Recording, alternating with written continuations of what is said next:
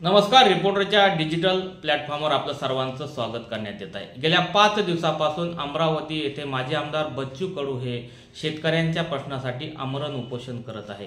त्यांच्या या उपोषणाला अनेकांनी पाठिंबा दर्शवलेला आहे.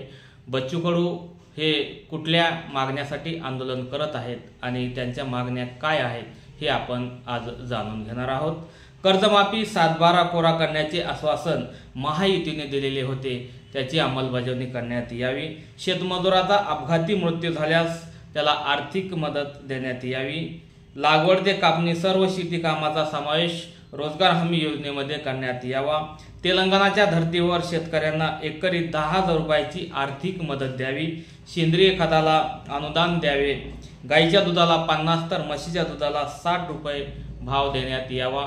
यासह इतर मागण्यासाठी गेल्या 5 दिवसापासून माजी आमदार बच्चू कडू हे आमरण उपोषण करत आहेत.